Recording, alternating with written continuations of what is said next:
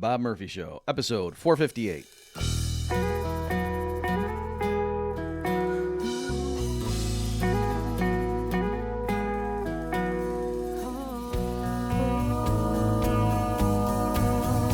There's a tidal wave coming. What you gonna do? Get ready for another episode of The Bob Murphy Show, the podcast promoting free markets, free minds, and grateful souls. It's your source for commentary and interviews, conducted by a Christian and economist. Now here's your host, Bob Murphy.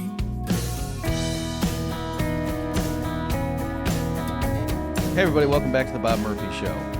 I am having another crossover here with Adam Heyman, and this time we're going through clips and other questions provoked by Arthur Laffer's recent appearance on the Hoover Institution's interview circuit.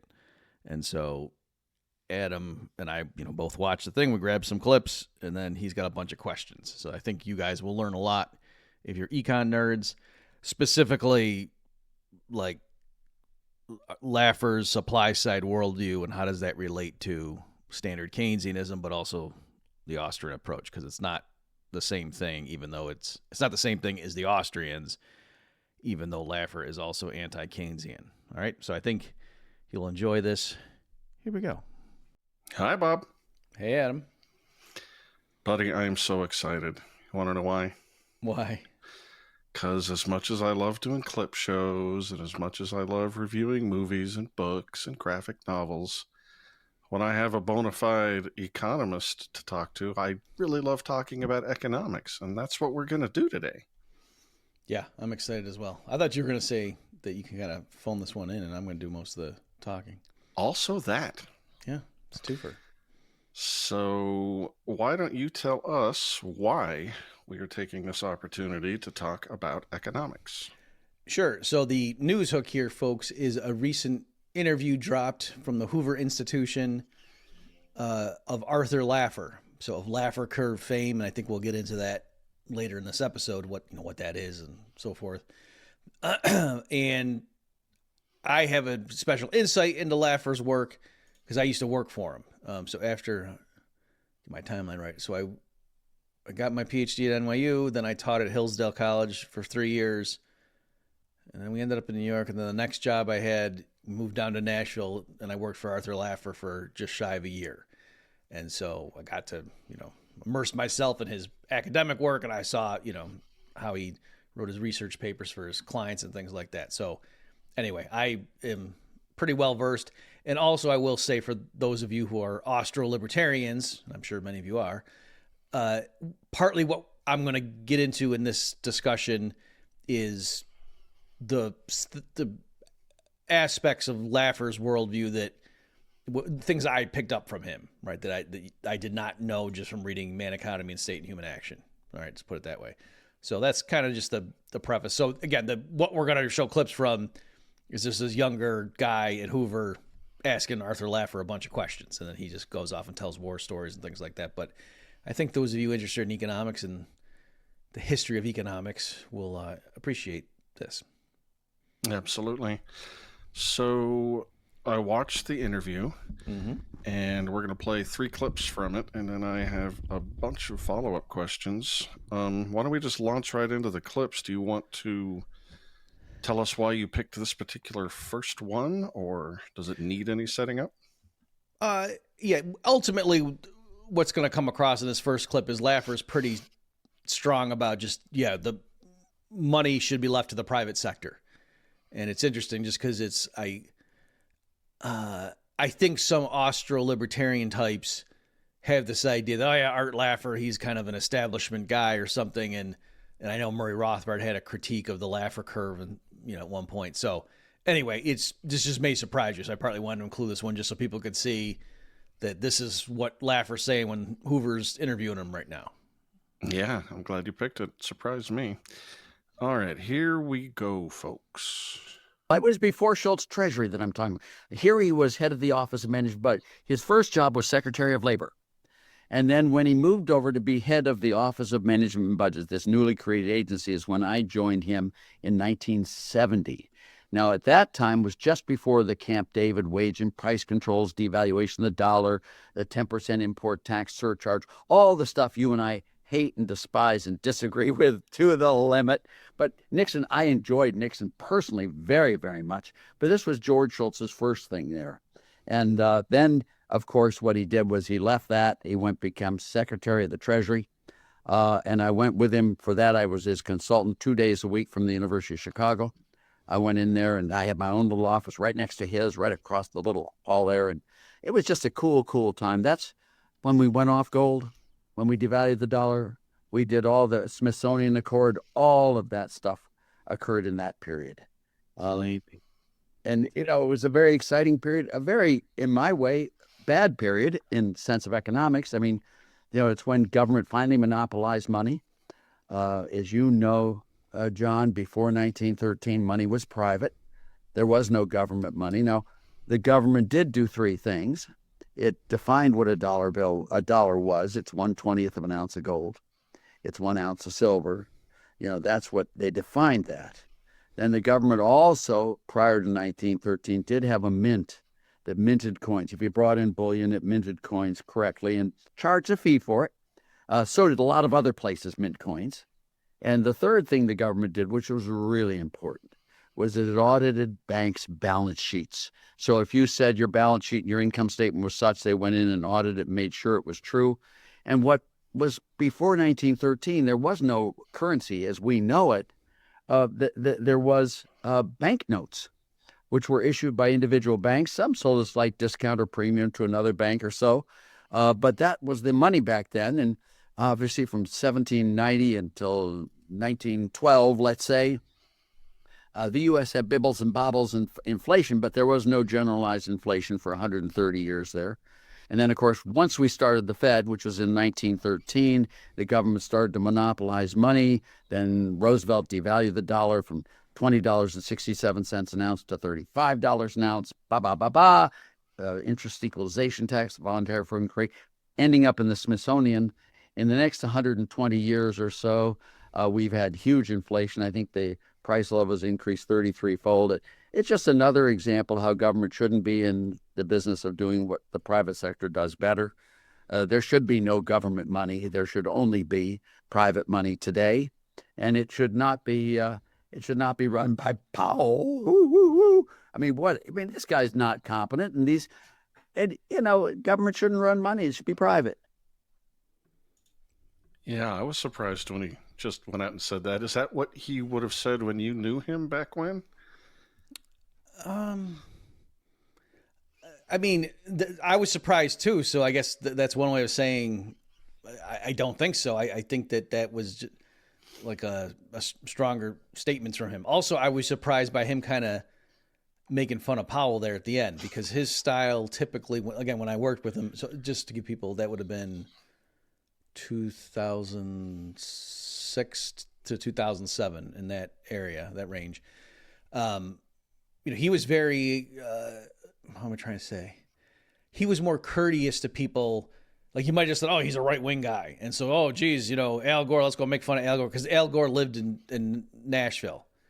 And Laffer was not, didn't make fun. In fact, Laffer gave like qualified support for a carbon tax, saying as long as we use the revenues to reduce income taxes, I could support that. In other words, he was trying to say, instead of us just sitting in the corner and saying, oh, it's all a hoax or something, let's try to work with these people. And anyway, I'm just saying, he made it his policy, at least, when I worked with him at that point, that like, no, if a Democrat wins, I'm not going to trash them, because, if they want to take my advice, I'll talk to anybody and tell them, no, with the supply side economics and blah, blah, blah, right? I'm not partisan. So anyway, I was just saying, in that clip, among other things, I was kind of surprised with the shot he took at Powell there. But yeah, specifically, it was interesting, because what's funny is I think a lot of Austro-libertarians would not say, oh yeah, we had private money up through 1912. Mm-hmm. And then, even there, and then he was only saying the government fully, exerted its monopoly over money not until 1971. So let me just explain to people what Laffer means. Okay. And again, the reason I thought that was cool is that he, showing his familiarity with like the monetary history of the United States and the way he's classifying it. So I say this a bunch. I'll keep this brief, Adam. By the way, folks, where you can get all this stuff is my book from the Mises Institute, Understanding Money Mechanics. I lay all this stuff out if you want to see more of it. But the reason I stress this, Adam, is because I used to misunderstand. I thought that under the classical gold standard, like before the Fed, let's say like 1912, 1910, I thought the U.S. authorities still issued dollar bills, but that they were backed up by gold, and that's not what it was. It was more hardcore than that. That for various periods of U.S. history, when there wasn't a central bank, there was the Bank of the United States, second bank that Andrew Jackson killed, and then eventually the Fed. But in those interim periods, or to go the other way, from 1792 up until the eve of the Civil War, the U.S. federal government never issued paper notes that purported to be official U.S. dollars. What they did is they defined a dollar as certain amounts of gold or silver, like a silver dollar coin had such and such grains of silver, a quarter dollar had 1/4 that, that kind of thing, or a $10 gold eagle piece had this many grains of gold, and a $20 double eagle had twice as many, that kind of stuff, right? So that's how they defined those coins, and then people would just bring the raw gold and silver to the mint and get it stamped into the coins, and that was the lawful money. And then, if you wanted to have pieces of paper, you would go to regular commercial banks and you'd give them 10 silver dollar coins that had some heft to them. They were serious pieces, and then they would give you 10 single notes or a $10 note, and that was a claim on that bank. That wasn't, the U.S. government didn't print that note, all right? It was not. So when the Fed comes along, this is what Laffer's point was. He's saying that whole system got displaced, and then what is the Fed? The money, the currency in your wallet right now, folks. Look at it. It's a Federal Reserve note, right? So it's still that same idea of, it's a note issued by a bank, but now it's the central bank. And so that's why we, ascribe to it more magical powers than just if Citibank had pieces of paper that said, turn this in and Citibank will give you 10 silver coins or something. So that's what he's getting at there. And again, I think what he was pointing out is it's not that the government, was in charge of the money supply even. Like that's, again, it's hard to wrap your head around it, especially in the beginning, the more, in the pure version from 1792 up until the Civil War. It's not that the U.S. government even decided how many dollars are going to be out there. They just said, if you want dollars, bring us gold or silver and we'll stamp them into the coins, and there you go. And that's, what I mean? So it was just like the government's not in charge of how many barrels of oil get extracted. And it sounds like it's sort of a fraud prevention measure. Like if you're going around telling people, I'm going to give you $1, this officially is what it means. And if you... Right. Yeah, that's the thing is, I think back then, like when they, in the Constitution, it gives the authority, the authorities the power to coin money and stuff like that and regulate the value thereof. I think that's the exact wording. They didn't mean, in case aggregate demand is insufficient, go ahead and create more U.S. dollar. Like, that's not what they meant. They meant it for commerce to work, people have to agree on what 12 inches means. Like, you can't say, I'm going to sell you this many inches of fabric, and then, but what I mean by an inch is, what I mean? Like, there has to be common units and things. Like, that's, I think, the spirit in which they were like, the government has to ultimately be in charge of explaining what the monetary unit is, but not for Keynesian reasons or something. We just, we need to know, what do you mean by it? Like, so I have a contract that I owe Farmer Brown $10, we need to know, what does that mean? Like, what can I do to satisfy that debt? If you give 10 of these silver coins that have been stamped by the U.S. Mint, then that's what, or you give them this much silver. Okay, that's what it means, right? So I'm fascinated to get in the head of what this, in my mind, establishment economist is thinking. So a little bit after the clip we just played, he says he thinks it would be best for it's a quote, one money system for the world, which sounds spooky, except he clearly wants private money. And I don't think he means a gold standard. It sounds like he is anticipating that gold would just be the money. So, question, if governments were just out of the money business, you could imagine various private actors in various situations having, using different currencies for different applications. So it wouldn't be one money. So I'm just wondering, what do you think Laffer means when he says things like one money system for the world, but it should be private. Okay, so, and I think as Adams is saying, folks, we're not going to, that particular line that Laffer says is not in the, we're going to play 2 more clips. I don't think is in there. So yeah, we can dive into one of the clips. I think the next clip we're going to play is going to touch a little bit on that stuff. But you know what, Adam, do you think you can remember to ask me that again? Because it would make more sense if we play the next clip and I explain that one a little bit, and then I can answer your question better. Sure. But otherwise, if we do it in different, I'm going to have to explain a little bit to answer your question here. And then the next clip, I'm going to have to kind of say, remember what I said before? I can ask the question again. I also want to know what you think he means by an optimal currency area. Should we wait for that too? Yeah. All right, let's punt. I got to teach you the alphabet before I can tell you what a compound verb is. Is a compound verb even a thing? Compound noun is a thing for sure. I might have just made that up. Compound bow. That's all I know. And interest, compound interest. All right, here is clip number 2. So I guess this is my question for you. So you're working at Chicago. You're working at OMB. You're working with Schultz. Going back and forth between Washington. You were there at Chicago in the late '60s, and around that time, you're hired as an international economist. Yep. And I'm sure at that time, my guess is you were probably in the same seminars as Harry Johnson, the famous. Bob Mundell was the leading international economist of the world back then. I worked with Mundell. It's the Mundell-Laffer hypothesis. It's all the stuff we worked together. He was my primary thing. Very big fan of Ron McKinnon's, both of them Canadian, both of them the same economics. He loved my training with Emile Desperry and Ron McKinnon. And we did tons and tons of work together. He took all 3 of them were Canadian. Robert Mundell was Canadian, Harry Johnson Canadian, Ron McKinnon Canadian.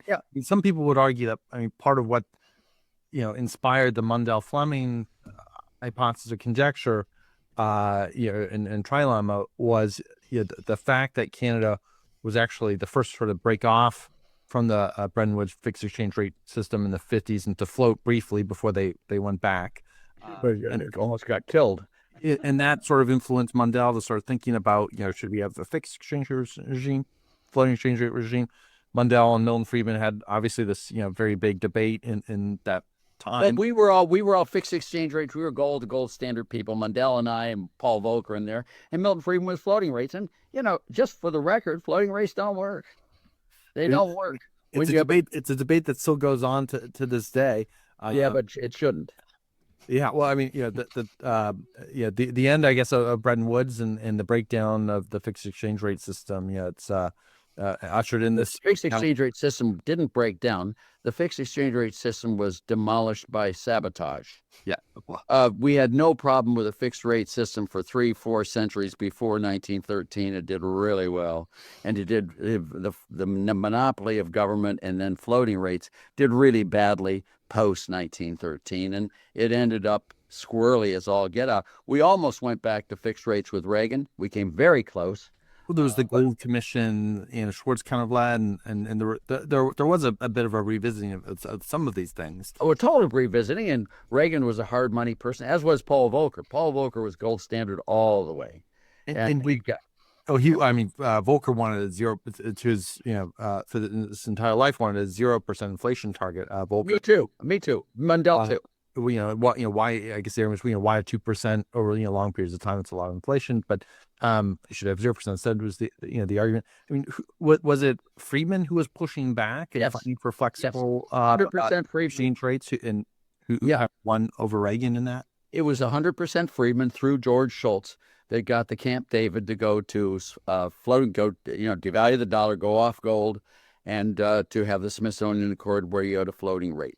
100% Milton Friedman. Now, there were a lot of other economists who agreed with him, but he was the push. He was the one with George who convinced George to get in there and get the president to go along with it. And, I differed with him on that, very much so, to express it, but George was the most wonderful person in the world. You could disagree with George or whatever without being disagreeable. And as his staffer, the only thing I always wanted was that he listened to me. Not that he agreed with me. I was never elected to make decisions. I'm only there as an advisor, the same way I am with Trump, the same way I was with Reagan, by the way. I'm only there as an advisor. You make the decision, but as long as you listen, I'm fine with you. And that was the same thing was true with Nixon. I disagreed with almost everything Nixon did. Devaluation, going off cold, tax increases, you name it, wage and price controls. I mean, but there wasn't a thing Nixon did that I did. But I liked Nixon very much personally. I love George Shultz. I guess that's why he didn't resign when Nixon closed the gold window. He just liked the fella. Yeah, it was funny, because again, with working with him telling me that stuff, and I forget, he's like, yeah, we lost. In other words, he was letting me know that, yeah, I was there, and I thought it was a mistake that they went off gold, right? So it was interesting because, seeing him go on CNBC or whatever and talking and doing things like, what's the Fed doing? Should it cut rates or whatever? In that context, it wasn't he was coming out and saying, well, what's the point? Because since they went off gold and stuff, you know what I mean? Like he would just take, okay, here's what the rules of the game are right now, and I'm saying in this framework, this is what I think the Fed should do, or whatever, So anyway, and even as he said there, he's saying, okay, fine, we're not going to target the price of gold anymore, because in a sense, that's kind of what the gold standard was once there's a Fed, is to say the Fed's policy should be maintain the money stock, or ease or tighten to make sure that the price of gold, the market price of gold, stays close to that official rate. Otherwise, our reserves are going to get hammered. But now they don't do that. They adjust the interest rate to do things like targeting inflation, unemployment. And, there he said, yeah, okay, if they're going to do that, then target the CPI, but don't target 2% CPI growth. Why would you do that and make it zero? So, the reason I like that, though, is, to me, I don't think it's accepted among Austrians, like Laffer's version of, yeah, who is the leading intellectual economist behind the Nixon administration going off gold? It was Milton Friedman, right? That's so now, and I will tie it to, there is a Friedman essay, I think it's in Capitalism and Freedom, but I might be wrong about that. But I know I read when I was in high school, I think, I got some pop books once I started getting into econ stuff. And I got, some of Milton Friedman's collections. There's like Free to Choose and Capitalism and Freedom. I think it was the other one, the collection of his pieces. And one of them was his case for floating exchange rates. And he just made it a simple example of like why price controls are bad. And so he was like, in other words, there, like the context was, oh yeah, some tin pot dictator in South America, and he's running a printing press, and his currency's depreciating against the dollar and the yen and whatever. And he just doesn't like that. It's embarrassing. And so he just says, oh, it's illegal. If I catch anybody selling our currency for these foreign ones below this floor, then, I chop your head off. And he can certainly do that. But then, obviously, there's a shortage of the dollar and the yen, and there's a glut of his currency. And then the only way people can get their hands on the foreign currencies is in the black market and paying way above the official rate, right? So that was the argument Friedman made. And of course that's true. And it wasn't until later when I got my hands on some of Rothbard's stuff that I saw the other side. And Rothbard pointed out, Rothbard argued for fixed exchange rates. And what he meant was like the classical gold standard. So here I'll get to your one world money thing. The idea was, under the classical gold standard, pre-World War I, where they were really abiding by the rules of the game. And after World War I, every power except the U.S. went off gold. Then in the 20s, they came back, but it was bogus. And then that's what led to the problems in the 30s. Okay. But pre-World War I, it was pretty good. Like all the major countries of the world pledged their current, so the German mark, the French franc, the British pound, the US dollar. They're all tied to gold at a specific weight. And that implied exchange rates between them. Right. So for Britain, it was like 4.25 pounds was an ounce of gold. And you could just exchange it freely. The Bank of England would go back and forth. Is it the case that that's what Art Laffer is talking about? Well, we would. I think so, for sure. That's So one virtue of that back in that heyday, as of 1910, is there was a sense in which most of the world was using one money, namely gold.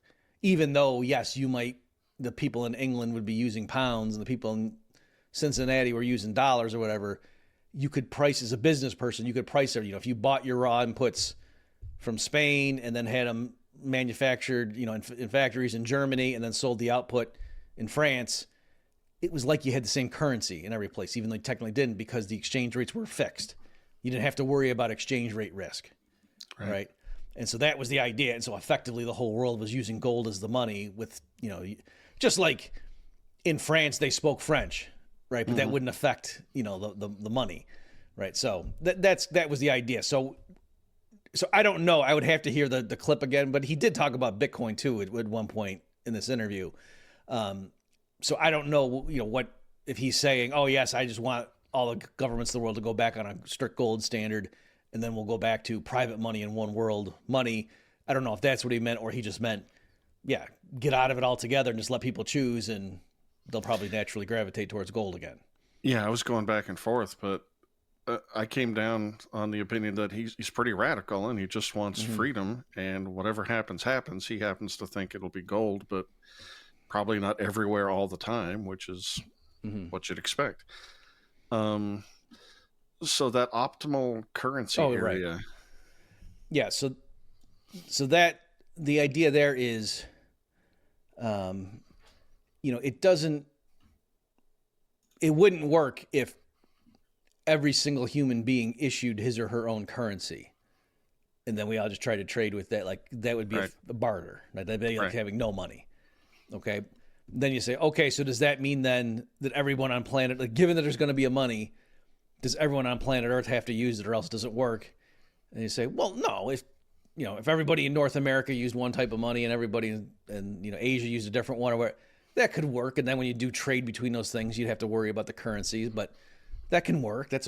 Right. So the question then is, okay, what's the optimal, thing in terms of what group of people should use one currency internally versus another group, and other pros and cons. So that's what that has to do with. And so nowadays, like most economists, if you ask them, would say it has to do with things like it totally makes sense for the United States to have a common currency because they have, a unified sovereign government over it all.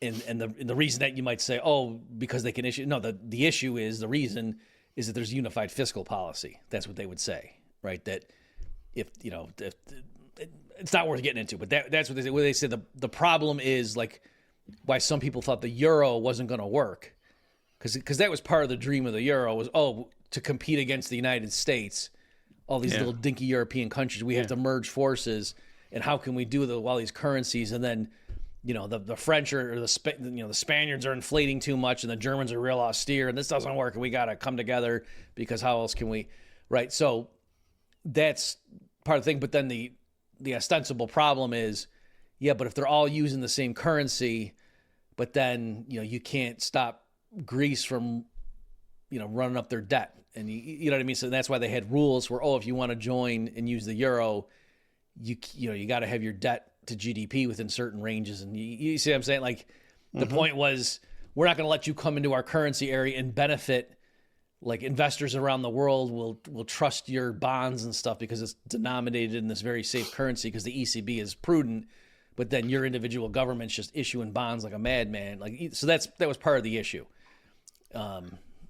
And then if there's a global recession, well, then it's tricky. Oh, well, what if the people in one country are smart and their government runs counter-cyclical, good Keynesian fiscal policy, and bails their, and gets out of it quickly. But then, there's some right-wing blowhards in some other country that they're not willing to spend money, right? So again, from the Keynesian mindset, that's the kind of stuff. So that's why I say you got to have a unified fiscal region for them to fully tap or lean into the benefits of having a common currency area. So I'm not missing anything slippery or technical, am I, when I say it's safe to assume that Art Laffer thinks we should end the Fed and central banks are in general a bad thing that should not be? Is that where he's at? That's, again, he never, that I heard, said it like that back in 2006, 2007. But yeah, from that interview, that seems to be the logical implication of his statements. That's awesome. Early on in this interview, he was describing his own education, saying that he focused in school on international economics and pure trade and international money. And I'm wondering what you think that focus and study would do to somebody's intuitions about all these various institutions that we don't like central banks and international trade policy, national trade policy, World Trade Organization, the IMF. Do you think that focus sort of led him towards our view of things, or your view of things, and away from like Keynesianism or something more pro-government intervention-y, or what do you think about that? Given the time that he was studying, which is like early 60s, I guess. Yeah, I can take a stab because the third clip that we're going to play for you folks, which is on the longer side, is where he, among other things, he tells the story of how did he stumble upon what we now call supply side economics. And so the way he tells the story is he used to be a standard Keynesian, and then he was just doing the econometrics, just trying to estimate like the multiplier from government spending and blah, blah, blah. And just the numbers, it wasn't coming out the way he expected it. It seemed like, geez, it seemed like government spending really doesn't do that much. And he was like, what the heck? And then it was only by him just trying to, he's checking the dials, and I'm exaggerating a little bit, but he's making it like first he thought he did something wrong. And then he just, no, that's the number. What the heck is going on? And then he had the epiphany and like, oh, wait. And I won't spoil the surprise. So I'm just saying, Adam, given that that's the way he tells that, and that would have happened after, right? That was like once he was working in the government and everything. And so I think you're right that I think what he means by like saying pure trade and whatnot is like you have models that don't originally have currencies involved. Like you just start from, this country here is selling wheat to these people over here, and they're selling oranges back and forth, and this is what, and then start making assumptions about whatever transport costs and things like that. And what if things can't, if some goods are perishable, and then what happens, and blah blah blah, right? What if labor's mobile? You can start doing stuff like that, and then you can get some basic results and get your intuition down, and then you can overlay currencies on top of that, and then start talking about exchange rates and how does that do. But it's very pure in the sense that you're coming from that perspective, and he's talking about Mundell and Fleming and things like that. The idea is like, this is a good example. If you're saying, why does the U.S. have a trade deficit with the rest of the world? Instead of looking at it like, well, why do we want to buy more of their consumption goods than or their goods than vice versa? Instead, you're saying, well, look at the capital flows. No, it's the rest of the world wants to invest more in the United States. Then the only way to make that happen is if we have a capital account surplus, we got to have a current account deficit. So basically, if they want to load up on our treasuries and real estate claims, they got to send us Toyotas to pay for it, right? So you're not thinking in terms of the money. The money's like an afterthought, like to make everything balance out, like the books to settle. But the idea is the underlying claims and trades and whatever are like in a barter sense, right? Or for just financial assets moving around, and then you just again lay the money on afterward to say how do you go do this in practice? So I think that's what he meant. But then, given that that's the way he would think, that I think it makes sense that these things just get in the way. Like, no, there's this elegance, and look at all these results, and it's cool. And so, just governments get out of the way and just let people do these win-win trades, and look at how cool this is. Right. I think there is that. All right, so we've got one more clip. Anything to say as a prelude? Just kind of what I was going on. That here, he is going to tell the quick story of how did he, stumble upon. Let me just mention it because I threw that term around. So supply side economics is what the label that was given. So Laffer is a huge name in this field, and the Laffer curve is a big deal.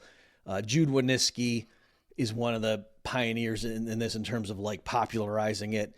And then, the Ronald Reagan tax cuts when he first came into office, the Kemp-Roth tax cut act or whatever, that is like, oh yes, the revolution was won, the supply, and then boom, the 80s were awesome and supply siders for the win. That's kind of like the way right-wing Republican supply siders would tell the story. And the reason they chose that title is to distinguish themselves from demand side management, right? So in the Keynesian view, if you got the economies in the doldrums, It's because there's not enough aggregate demand, and so we gotta, the government should run a bigger, the central bank should cut interest rates. And you say, why? Oh, because we want people to spend more, because if businesses aren't earning enough revenue to fully employ the workers, then we're going to have unemployment, right? That's the way the Keynesians think. And then, oh, geez, if inflation's getting out of control, it's because we're spending too much. So we got to sop up demand. So raise taxes or cuts. But the idea is that demand is the lever that they're moving back and forth. And the supply side insight was if marginal tax rates are 70%, well then, people, I don't care how much the government's spending, and no one's going to want to produce, right? Because like to have businesses produce stuff, somebody's got to be making a profit. Whereas reduce marginal tax. And one last thing I'll say on that is, with his work, he was showing the higher that you start out with that marginal tax rate, the bigger deal even a slight reduction is. Like if you started out and a marginal tax rate was 90%, right? So any income above $200,000 gets taxed at 90% on the margin. If you just cut that to 80%, you've doubled your after-tax income, right? Because originally you got to keep 10% of whatever you produced, or you can keep 20%. So in other words, that's doubling the rate of return in terms of like how many hours you're spending at your restaurant or something. If you make over 200,000, and to say, oh, imagine getting to keep twice as much, that's a huge, relative change, right? So that was some of the insights that saying when you're starting out with these really high marginal tax rates, even just slight reductions are going to have a huge impact. And so then the idea was, this is the Laffer curve notion, if you expand the base more, even at a lower percentage tax, you might actually bring in more total revenue. Okay. Or at least there is that trade-off. And so, a tax cut might not be as bad on the budget as you would have thought. Right. And the curve being 100% tax rate, you're going to get zero. And at zero, you're going to get zero. And somewhere in the middle there is a shape that has something to do with human psychology and how much people are willing to work given a given tax rate. Yeah, so since you said, we just mentioned, so the story is, and what's funny is Laffer himself later said, he wasn't saying it didn't happen this way, but he couldn't independently remember. I think it was Jude Winniski wrote it up, in a book chapter or something, saying, so a bunch of them were at some dinner, and it was Don Rumsfeld and Laffer, and I think Winniski was there, and maybe some other people, and that, Laffer's just trying to get this point across, and so, he takes out a napkin. In Laffer's office, there's a napkin there, right? And I don't know if that was supposed to be the original one or he just redid it or something, but the idea was he's trying to explain it, I think, to Rumsfeld. I could be wrong. And just to get, like you said, to get that point across, he draws the axis and has the tax rate on one and revenue on the other. And he said, yep, if the tax rate's 0%, how much revenue are we bringing in? $0. Okay. If the tax rate's 100%, how much revenue are we bringing in? And you think a second, well, why would anybody work if they have to give everything to government? So also you'd get zero, right? Okay. And so then he just kind of drew a simple, curve connecting those two, which would imply, at some intermediate tax rate, revenue's maximized.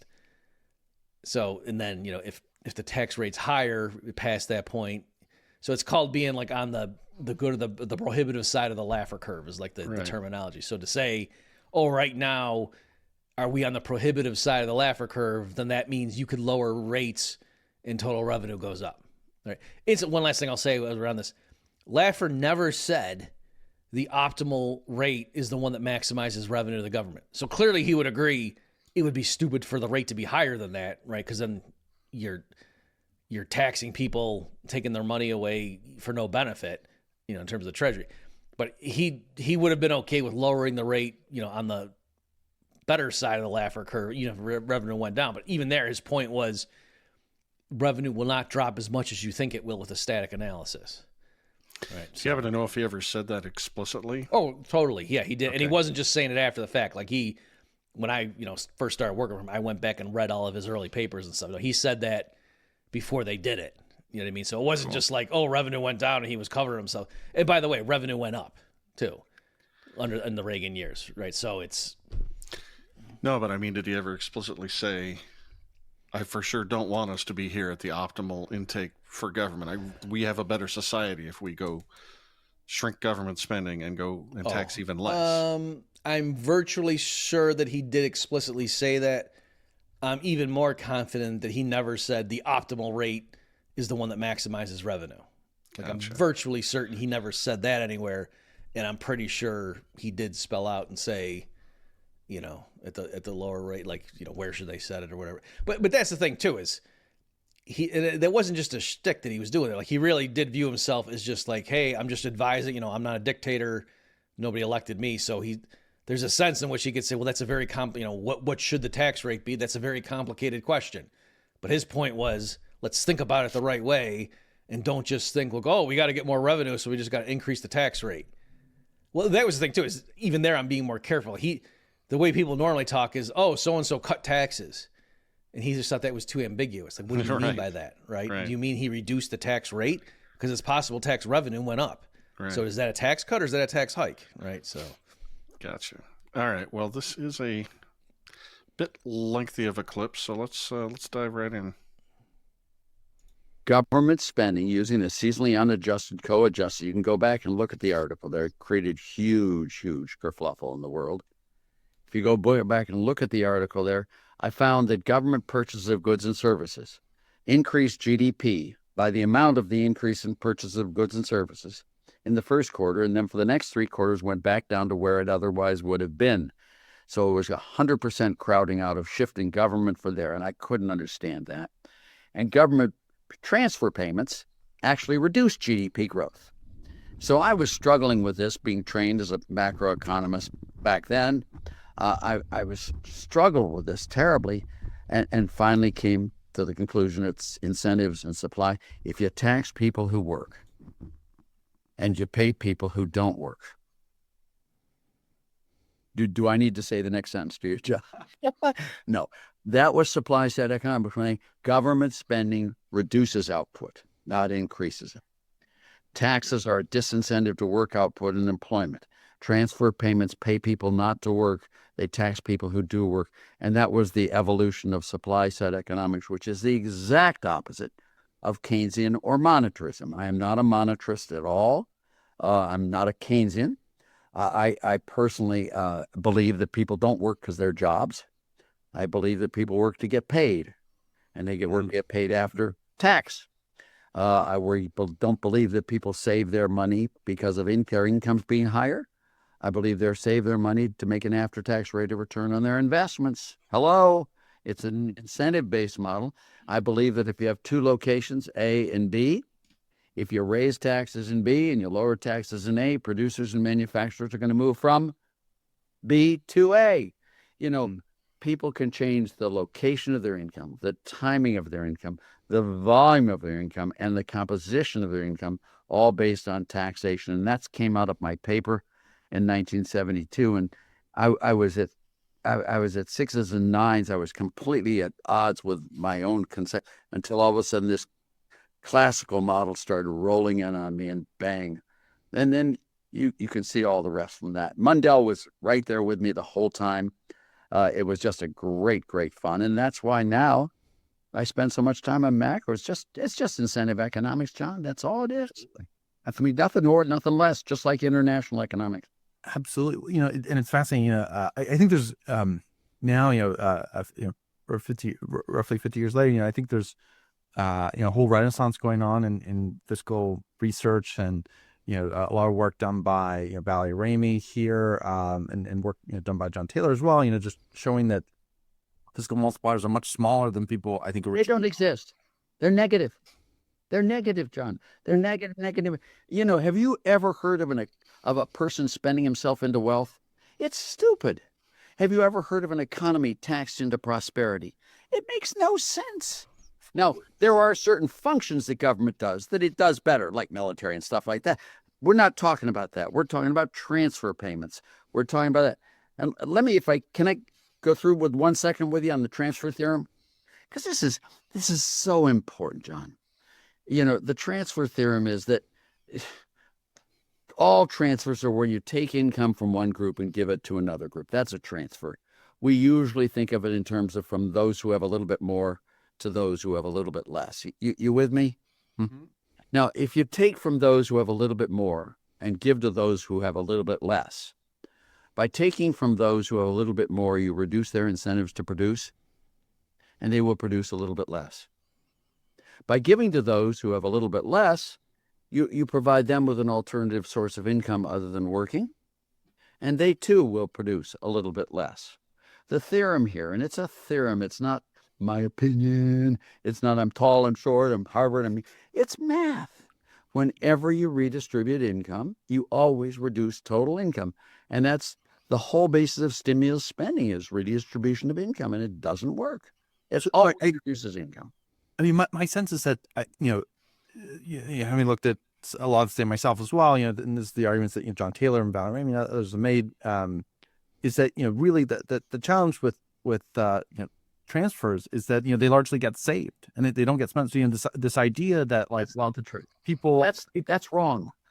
Let me just say, the problem with transfers is they have to be taken from someone else. Well, that's true too. I mean, no, that's not true too. That is all that's true.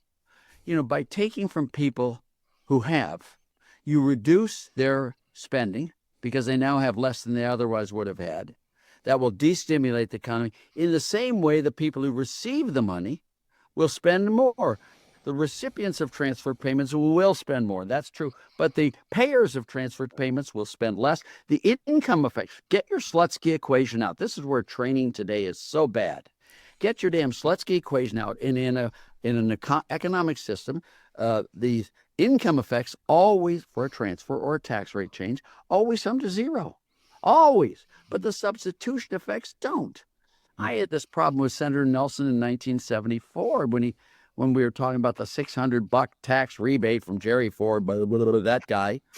And, I was trying to explain the substitution effects to the senator, and I couldn't find it. I said, and I was testifying with Gardner Ackley, Paul McCracken, and Otto Eckstein. Okay, they were the three senior grown-up economists who really wanted to do this transfer. And finally, I said to the senator, I said, sir, if those three economists are correct, that $600 stimulus will increase output, employment, production, what the hell's the matter with you? Why only do $600? Why not 6,000, 60,000, 600,000, 6 million? Why not 100% of GDP? So everyone who produces and works receives nothing, and all those who don't work and don't produce receive everything. What do you think would happen to GDP? And he goes, God, it probably not zero. It would go to zero. And that's right. And these guys just don't understand straight up from Sikkim. A transfer system, a la Keynesian, is you take from someone and their spending goes down. You give to someone else, their spending goes up. That's true. That's a zero-sum game. But the substitution effects make it a huge negative-sum game. Bob, Art Laffer there used a technical economic term that I'm not familiar with. Can you define for us? Yeah, that was the Gerald Ford impression. Yeah, so that was just for people. I love that clip because the kid just kept coming. I don't know how old he is. He at least twice just kept trying to come back. Well, right, the multipliers are lower than people. And he says, no, they're zero or they're negative. And anyways, that was funny. And then the other one too, was when he said, well, yeah, there's that issue too. And he goes, no, not two. That is the issue. In other words, the kid was trying to slap on the stuff Laffer was saying as an afterthought. No, yeah, we shouldn't lose sight of that. And he's like, no, that is the whole thing. What I just said is right. This is a dumb idea. So we got to grapple with that. So let me the reason I like that is because I think he's right. And again, the way he tells that story is not that he went in knowing, oh, I'm a right-wing Republican and I want it to be that government stimulus spending doesn't work. And so, what kind of theory can I come up with to backdate and, give me these answers that I want? That's not the way he tells the story. It's that at first he couldn't understand how can my econometric analysis be getting these. And by the way, in case people are like, well, he's the first one that used econometric. He did it differently. So for among other things, he didn't use seasonally adjusted data because he thought those seasonal adjustments, it's like not letting me see the real numbers. They're already taking it and massaging it and imposing some assumptions. And so he would do his regression analysis and whatever using non-seasonally adjusted data. And so that's just one thing to show why is it that he was getting different estimates compared to what the other people were doing. All right. So, he had, what he thought was the right way empirically to go ahead and assess this stuff. And Laffer is a sharp guy, right? So in case people are like, well, I just see him hobnobbing with presidents or, right wingers or something, and Larry Kudlow. And how do I know that you're telling me he was better than the guys at Harvard? And he was like I think got the tenure at Chicago faster than anybody in history in the economics department or something like, what I mean? So yes, he was an impressive guy. If you talk to him, he's really intelligent. And so I don't think he's bluffing there. I think that he really did come up with a better way to assess like the multiplier, if you want to use that language. And he was showing, and notice he said two separate things. He didn't say when the government spent money like building a bridge that there was no impact. He said, oh yeah, you could see it. If they spent $10 billion building a bridge, GDP that quarter would be 10 billion higher, but then it would go back to what it otherwise would have been, right? And so the idea is, that's what he's saying, that there was pure crowding out. So yeah, the government can build stuff and that's real and those people are getting paid, but that means, that must have been, those resources were coming from somewhere else, and he was seeing that empirically. Whereas with the transfer payment, so there it was just more of like, yeah, you can have a bridge, but then it means you got $10 million of less stuff from the private sector, which kind of makes sense, right? Those resources came from somewhere. But he was saying with just pure transfer payments, he wasn't seeing anything. It was like a negative thing. He was like, what? And that's where he was then later realized, oh, that does make sense. And, I don't need to belabor how he just went through it with that guy. Let me just say that I saw this beautifully illustrated with the so-called Obama stimulus package. So real quickly, folks, I don't have the numbers off the top of my head, but it was Christina Romer and Jared Bernstein were the chair and vice chair of Obama's Council of Economic Advisors. Remember, there's the financial crisis in the fall of 2008, and Obama wins, that election, November. So he's sworn in coming in to, January 2009. The economy's in free fall, and so he has his so-called stimulus package go through, and the Romer-Bernstein analysis, that came out early 2009 as to why we need this stimulus package. It was saying, here's unemployment right now. I think it was like 7% and change, and said, if we get this stimulus package in place, it will limit it. Again, I'm making these numbers, something like it'll go up to the high 8s or something. And if we don't put the stimulus package in place, then it'll go to 9.5 or something. Again, I'm making those numbers up, but it was something like that. So we went ahead and got the stimulus package, and unemployment broke 10%. Okay, so unemployment was worse with the stimulus package than what Romer and Bernstein were warning. Hey, we better do this because if we just let the free market prevail, unemployment might go up to such and such. And so I'm saying with the package that they wanted, or that they, the version that went through and got passed, unemployment was worse than what they warned would happen if we do nothing. So you would think, what more could you possibly see to say maybe this thing made it worse? Of course, that's not what the Keynesians said. They said, well, it's a good thing we passed even that modest stimulus package because the economy was in worse shape than we thought. If we hadn't done that, actual unemployment would have gone to 14%, right? In other words, and that's the thing too, like even after the fact, like 2 years later, they would come out with assessments of how many jobs were saved or created, right? That was like the phrase that people on, right-wing commentators were laughing at that, like to say a job was saved or created. Well, okay, that's kind of a non-falsifiable thing, right? So that's what I'm saying. That they came up with all these positive estimates of the Keynesian multipliers, and as people pointed out at the time, critics, like guys from the University of Chicago and stuff, saying there is no universe in which they would have looked at the numbers and said these multipliers were negative or that the stimulus package didn't do anything, right? Like just the constructed, the way they did it is they assumed the way their model worked is government deficit spending necessarily makes GDP higher than otherwise it would, necessarily makes employment higher than others would have been.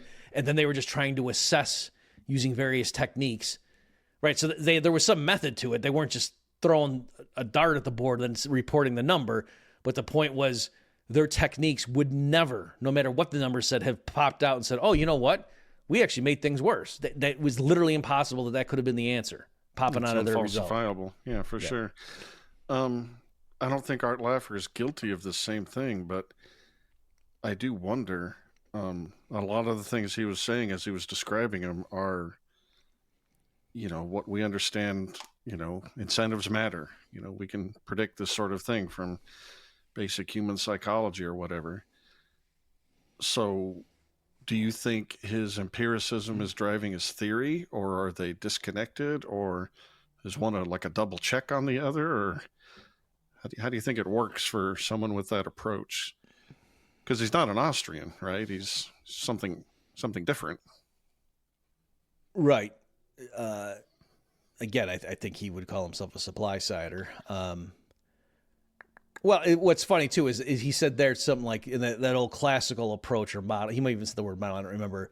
Recently, I think there's a sense in which he considers himself a classical economist in the sense of, you know, that there are a lot of truths that those guys discovered, and you know, he's bringing that forward. Again, all I have to go on here, and I don't have any special insight from working with him beyond this, is the way he tells the story is he was not, you know, baptized as a free market laissez-faire guy. He had his standard training, and then it was him sitting there being puzzled by his empirical estimates that he couldn't figure out, how can this be? And then it was only later realized, oh, wait a minute, I can make sense of that. You know, so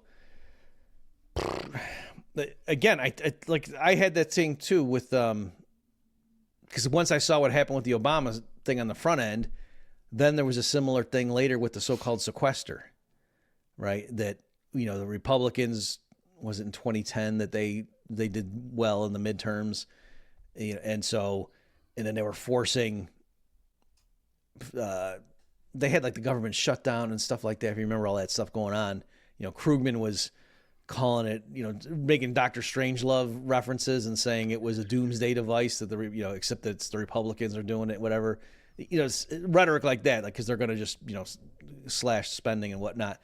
And so it was the guy, it was the economist in Moody's, I think. I can't think of the guy's name right now. He's got, like, if you listen to NPR and that kind of stuff, like, they would quote this guy all the time. I can't think of his name right now. But he had an analysis of showing how bad this sequester is going to be. And here it wasn't unemployment. I think it was GDP growth.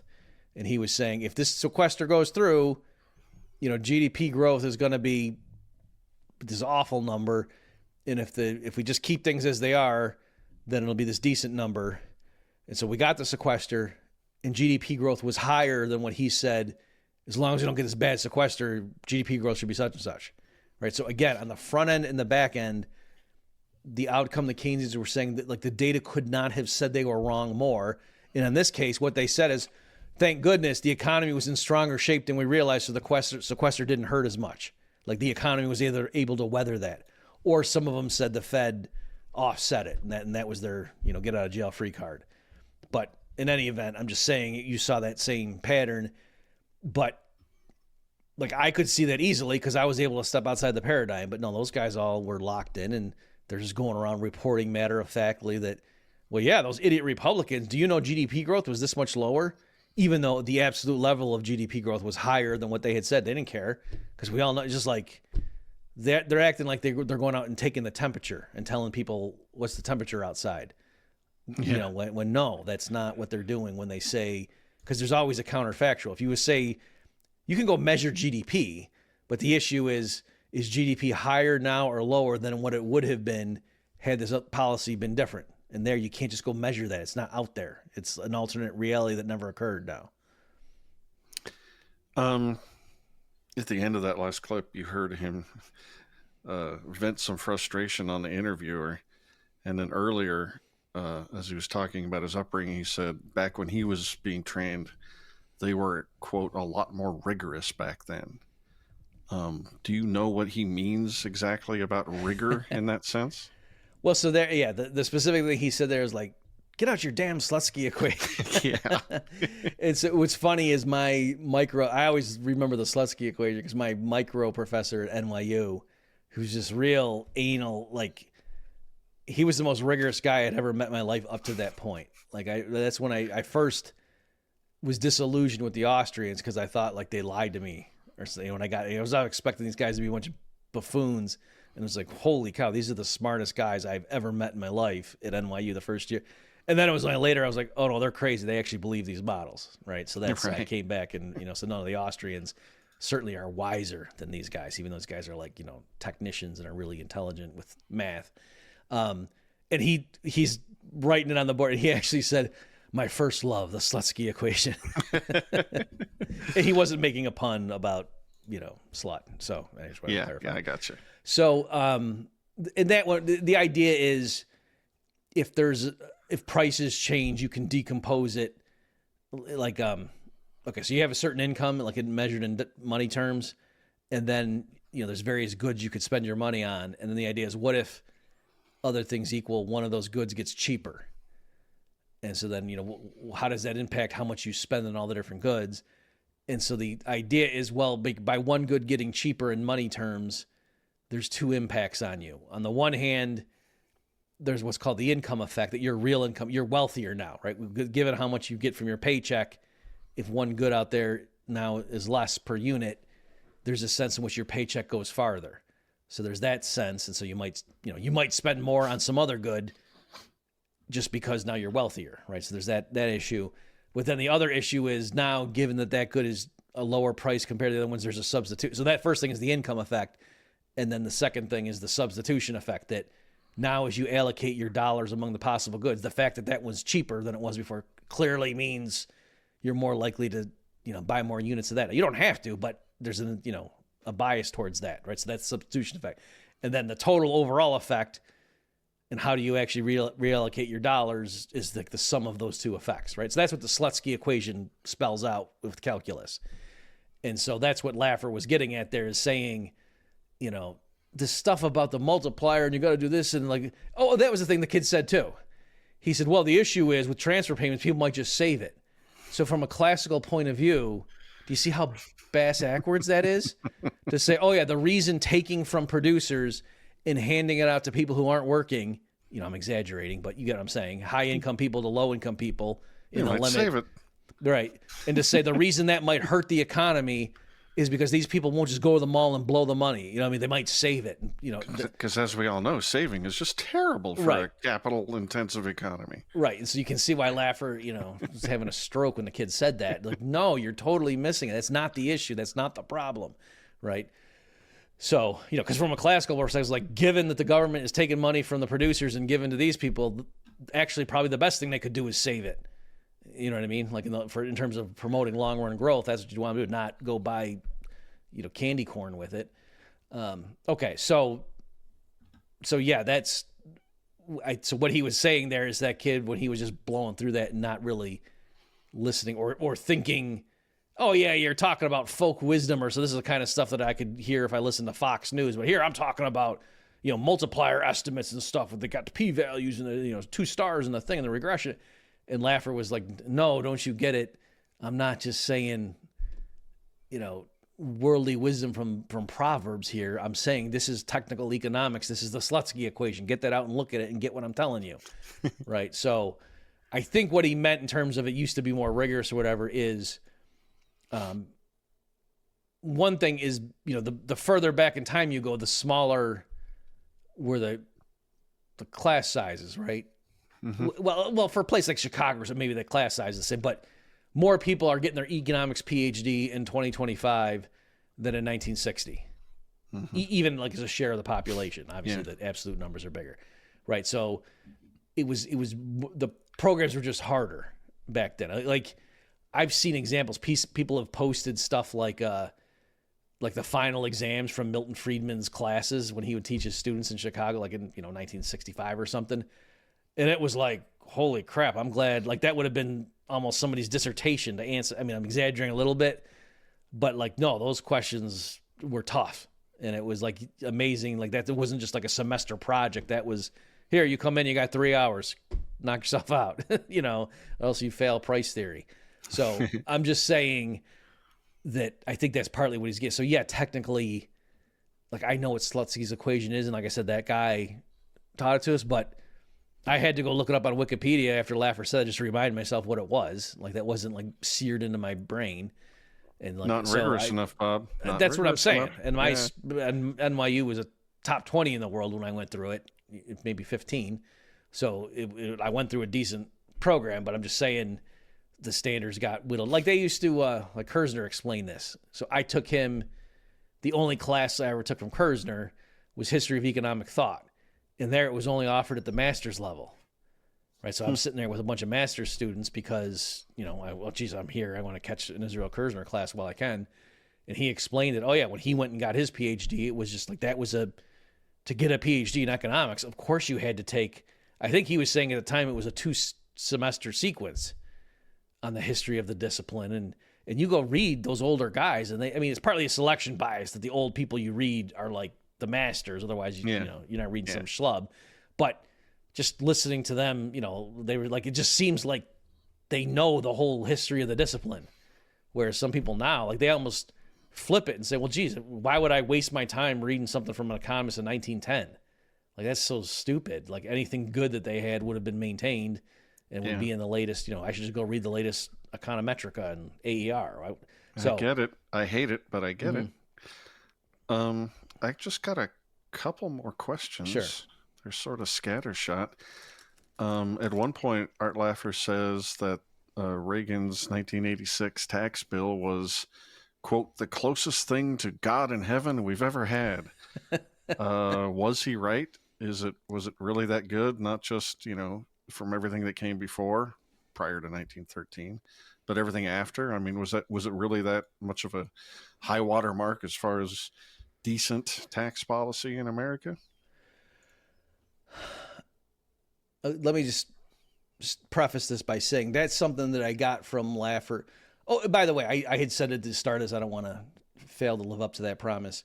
The stuff that Laffer did when I worked for him about like the current account, like a trade deficit is really, the real thing would be a current account deficit. That's kind of the issue. And the distinction is, let's say people in the United States lent $1 billion to somebody in Japan, and it's at 10% interest, right?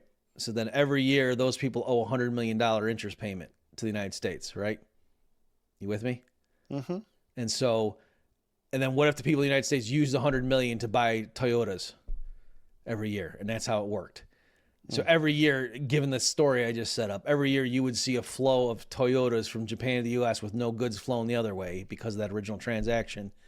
And it might, and so that would be a trade deficit, but it wouldn't be a current account deficit. Right? A current account means like adjusting for the income flows and whatever.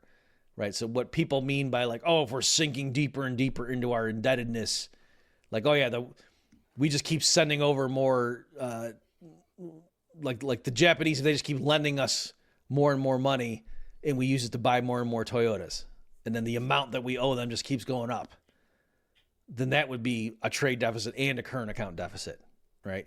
So anyway, just that kind of stuff, and to say like, well, geez, if people around the world, like what if just the U.S. real estate market's really hot and people around the world want to get exposure to it, well, then that could, you'd see that other things equal in the trade statistics. Oh yeah, they would have a bunch of goods flowing into the U.S., right? Or I recently said, if Elon ever gets his Martian colony, in the beginning, there's going to be humongous trade deficits of Mars vis-a-vis Earth, right? Because a bunch of goods are going to have to flow here, there for them to set up the basketball courts and the hotels and the observatories and whatever. The basketball, because you can really jump high with Martian gravity. Get it. Right.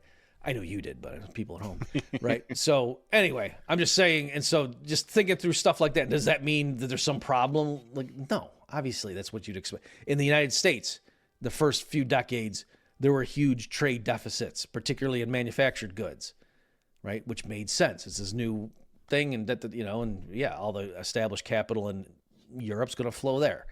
Okay, so I'm just saying, me understanding how that stuff worked, it was working with Laffer, and I can hear, he was with Bob Mundell, was the world's leading trade economist and such. All right, so anyway, there's that, but then also with the impact of taxes and whatever, yeah, Murray Rothbard and Mises are against taxes, obviously, and they understand incentives and things. But I'm saying that the stuff Laffer was doing, like even the thing I walked you through before, Adam, about if you started at a 90% rate and then reduced it to 80, that actually doubles your after-tax return, stuff like that. That it's obvious, but I had never seen that spelled out in the Austrian school. And so with all of that stuff, that yes, I think the proposals and like the idea of why a flat tax is better than, you know, a steeply graduated progressive tax, things like that. I think sometimes Austrians don't fully appreciate that. And so in that respect, that's why Laffer likes that 86 Tax Reform Act so much. I don't remember the details off the top of my head, but it lowered something about like maybe only 2 rates and slashing out a bunch of the loopholes, so it's straightforward and not distortionary. And... Yes, because the idea is, and I know Rothbard was really against this, you know, this mentality. I don't remember if Rothbard said whether yes or no do I like the 86 Tax Reform Act, but Rothbard likes tax loopholes. He said I want them to be, you know, loopholes big enough to drive a Mack truck through or something like that. But the logic of, you know, what Laffer's talking about, why he loved that 1986 Act was the idea is that, because they really don't like high marginal tax rates because of the disincentive effect. And so the idea is, all right, well, so instead of having it, the top rate is 50% and then the next one's 40 and 30, if you could get them all down to 18%. And you can have a standard deduction too. So, right, so it's not like homeless people got to give up the same amount as a billionaire, but you can have a standard deduction and then just a flat rate. And so effectively that's kind of like 2 rates if you want, like 0% up to a threshold and then the 18% or whatever the number is above that. Yeah. But the way to, you know, you say, but the problem is if we make the rates too low, well, then the government's not going to get enough revenue for all the stuff it needs to do. And so the way you handle that is, okay, the way to get the rate as low as possible given the targeted revenue is to get rid of deductions and loopholes and stuff like that, credits and things, just to say no. And the logic of that is to say, I'll do it this way. Given how it is, it's problematic because, to take away a loophole, you're necessarily raising taxes on somebody. So if taxation is theft, you can't do that. That's immoral. But if you were starting from no tax code and had a gun to your head and you had to design a way to say the government needs $1 trillion a year, figure it out, and you can tax income, it would be silly to have really high marginal rates and have a bunch of loopholes and things, because then it's really distortionary. And then there, it's like the politicians are steering investment into, if we have, tax credits on green energy, and if you get an electric vehicle, then you get a $2,000 rebate, and and it's they're just directing things, and that's inefficient, given how much revenue the idea is the economic cost in terms of forfeited output to raise a certain amount of revenue is higher when you have a code that's got all those wonky things in it. If you just had a flat rate with no deductions and everything, then you'd raise whatever the target revenue is, and real output would be as high as it could be, given that much revenue is flowing in the government's coffers. That's the argument. Gotcha. All right, I have 2 more questions. Okay. These are both things that Art Laffer said, and he was emphatic about them both. And the question for each is yes or no, is Art Laffer right? So the first one is, does God have a photo of Ronald Reagan in his office? Yes, but that's just because God has a photo of everyone, because God has everything. I knew you were going to say that. Next one. Will Democrats start adopting Trump's policies because they're so effective? That was interesting. So near the end there, the kid's asking him political stuff, predictions, and he was saying that the only way the Democrats are going to be able to counter the Trump revolution is to get on board. And when he said that, it sounded implausible to me, because he's like, this guy's Hitler, but his economics are pretty good. But number one, they actually believe, you know what I mean? Like, they are socialists, so why wouldn't they be national socialists? Right. But also, you do see it in the sense of, like, I never would have thought I'd see Democrats talking about the virtues of free trade. But they do when Trump is talking about tariffs, right? And so, and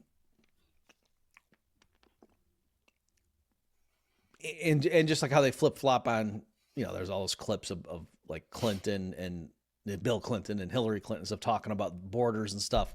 Sure. It sounded just like Trump today. And like back then, I was like, yeah, totally. So, there is all that. And so I guess when I first heard him talking like that, I recoiled and thought, no, I don't believe that. But I think he's right in the sense that the Democrats are going to just do whatever they think they need to do to win, to get relevant again. Because, right now they're just in shambles. that realizing to just keep saying, oh, what we are is what we stand for is we hate Donald Trump. Right. That's not working. It's you not a need more than policy. that. Right. So I think, and also, like, I don't think he got into this stuff there, but what they're trying right now is going full socialist with Mamdani and whatever, right? And he's helped, I think, because of the foreign policy stuff getting all mixed in there. But I think, if he And also does having that, Cuomo as his main opponent. Right. And good Lord. Right. So I think if he gets in there and does that, then that will be a good experience. Like, I think it's going to blow up in their face. And then, that will remind people. So I think then the Democrats are going to have to learn, like, oh, yeah. And so, like, if it's AOC or whoever because what's his name? Is it? Gavin Newsom? Newsom. I wanted to call him Newman. I was like, no, that's the guy from Seinfeld. He's just saying whatever the heck comes, you know what I mean? Like, he's saying all kinds of, he doesn't have any fidelity to democratic principles, or he's just saying whatever he thinks is going to fly. So he would have that guy would get up there and talk about the gold standard if he thought he'd become the president. He had no principle objection. So, like I say, this is my long-winded way of saying, at first I thought Laffer was nuts when he said that, but then I thought about it more and I said, maybe he's crazy like a fox. All right. Well, I don't have any more questions. It was a fascinating interview. I'm glad we covered it. Did you have anything more?